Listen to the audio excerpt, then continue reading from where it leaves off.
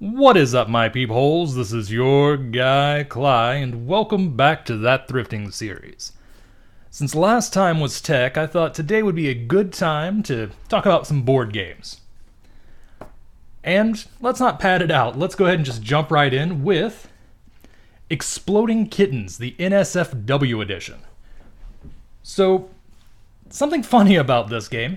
I found it at a location that is notorious for having games this size go walking, and larger games just get their boxes emptied out. I don't remember what the game was that I found emptied out, but I know I was livid when I saw it because I really wanted to buy it. Yeah, that was a bad day. Anyway, I'm still going to be a little bit loopy because I'm fighting that ear infection and it's messing with my brain a little bit. But let's just show you the interesting thing about this copy. It was $4 at Savers, and if I can just get it open. There we go. Still sealed. All of the cards are still in cellophane. So, yeah, that happens to me quite a lot. And some people actually doubted me when I say that, only to turn around and thrift a game that was still in shrink inside themselves. So, you know who you are. The object of this game, for those of you who are curious, is to be the last person standing. As you play the game, you're going to end up finding a card that basically says the kitten explodes. You have to try to use a disarm card or a defuse card in order to survive. Basically, every other card is meant as a way to either figure out how things are going to play in the deck, stack the deck in your favor, or just straight up steal cards from your opponents. That is Exploding Kittens in a nutshell, and for $4, I don't think I did that poorly. On to the next game. Sorry for sounding stilted in my last segment. Bit out of practice, bit foggy in the head. What you gonna do? And if I sound a little funky in my delivery, outside of that, just when it comes to tone, that has to do with the fact that I can still barely hear out of my right ear. Anyway, getting that out of the way, the next game is Sora.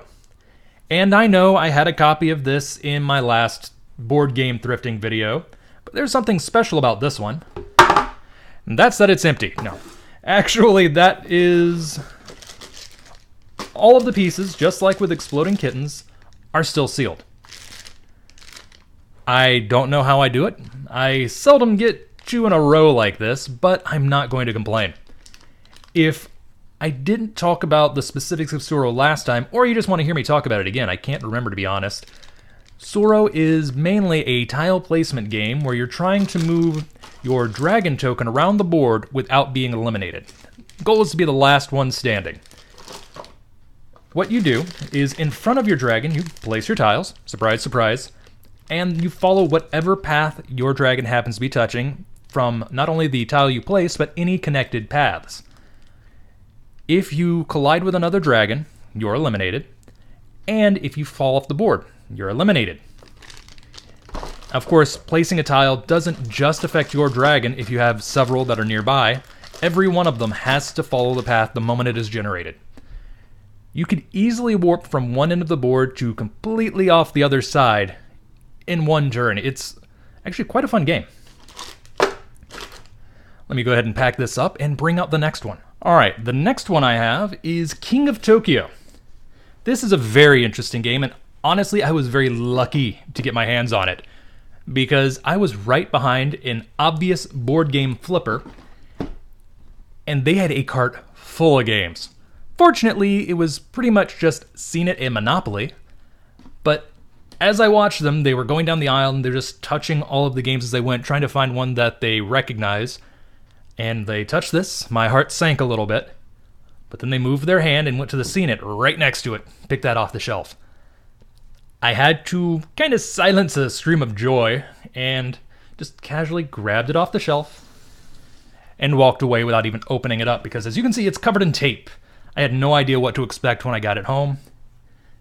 And yeah, I would have put it down if it didn't say, oh, there it is, $1.99, because another location I went to got a copy of this from Target that was already opened. I think it was a return or a box that had been opened in the aisle, and it was 20 bucks. They wanted $20 for already opened, no idea if everything was in it, copy. Left that behind. A couple months later, found this at one of my favorite Goodwills for $2, and I was so happy. And if you're wondering why I'm opening all of these, it's because I've had a lot of people ask me to show off the internals. So, you've got your game board. Things have gotten a little sloppy in here since I last played it, but it is complete. It is a push your luck style game where each player takes on the role of a kaiju, or giant monster, trying to take over Tokyo. You win in one of two ways, either through accumulating enough victory points or being the last monster standing. And you do that by rolling dice and either trying to match numbers to get victory points, heal yourself, deal damage to your opponents, or accumulate energy, which you can then use to buy power-up cards, which are these guys right here. Like I said, it is complete. It's a good bit of fun. Not my favorite game in my collection, but it's a good bit of fun. And on to the next game. This next game surprised the crap out of me when I found it, and that is Fantasy by AEG. I'm used to finding much older games, or an older edition of a game that has had a new release, kind of like Settlers of Catan or Cosmic Encounter. Instead, I find a game that has a copyright date of 2016. And for $3 no less. I was expecting them to try to upcharge it to $10 because that location loves thinking they know about games. But this one slipped through the cracks, and I am so happy. It was actually sitting in one of the carts making its way to the floor. What this is basically a fantasy card game meets Yahtzee.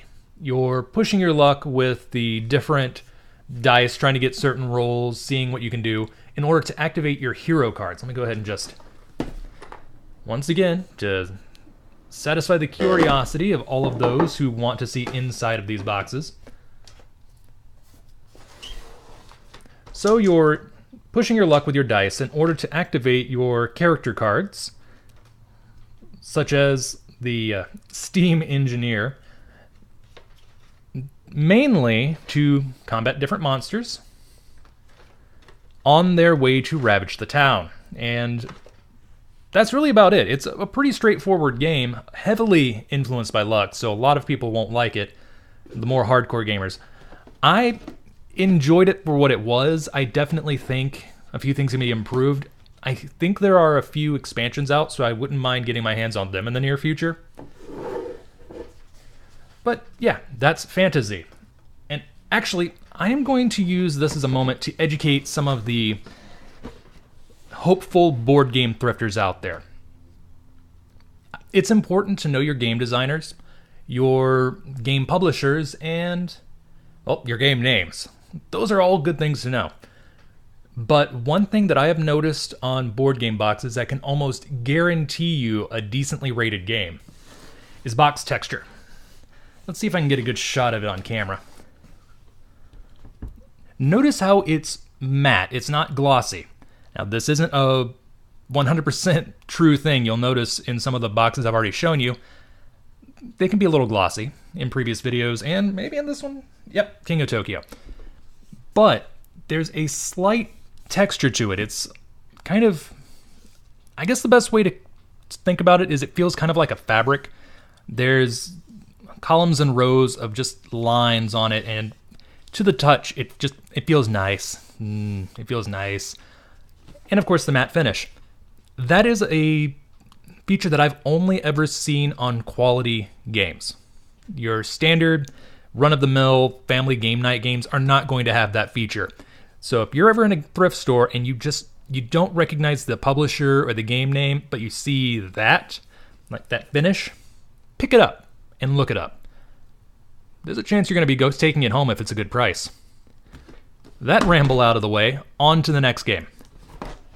And of course, I immediately violate the rule that I'd set forward with box finish with Boss Monster. I picked this up for $2 at Salvation Army, and I really like it.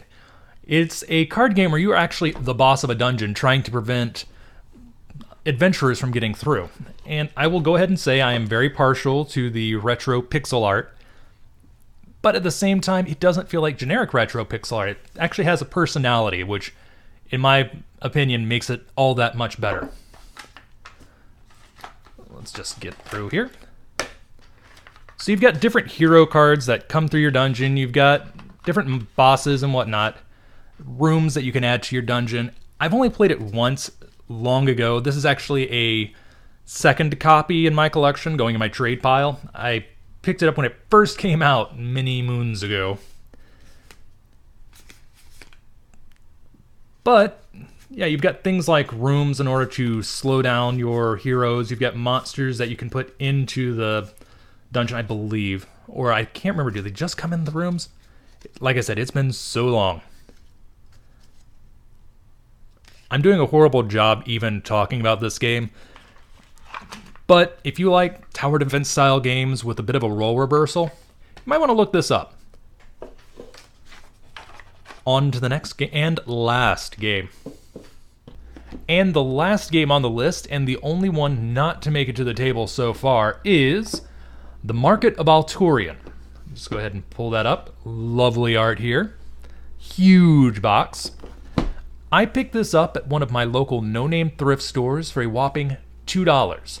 And at that price, pretty much any game from Mayfair Games is going to be coming home with me. Except for Power Lunch, which you can see right there. I picked that up for 80 cents and regret it. It's that bad of a game and very dated. But this, on the other hand, I don't regret grabbing, even though I haven't played it yet. It is one where you take on the role of one of up to 6, up to 6 different merchants trying to carve out their own place in the world, try to become the most affluent. To be honest, I haven't really looked inside here since I got it. There we go. Ooh, pretty board. I'll just move that out of the way. Bags of, let's see, cards, dice. Ooh, actually really nice looking sculpts on the figs. Don't know if my lighting's good enough to show that. Yep, there's your dice. Everything was very well taken care of by the previous owner. I like it.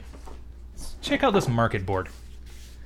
This is filler because I have absolutely no idea on how to play the game, because I haven't even had a chance to read, or taken the time, I should say. I've had the chance, just not taken the time to read the rules.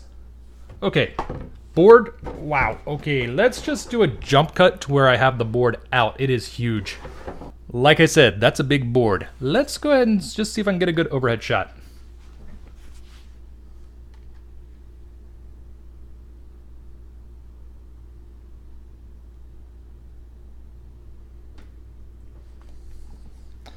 There's a lot of space on there. But I think that will do it for today. I really have nothing else to say about this game other than the fact that it looks pretty, and I want to play it. One day I will get a gaming group together for board games and coffee, maybe RPGs and coffee. Either way, I hope to include coffee because I still have that dumpster-dived espresso maker that, amazingly, has actually gained value instead of losing value.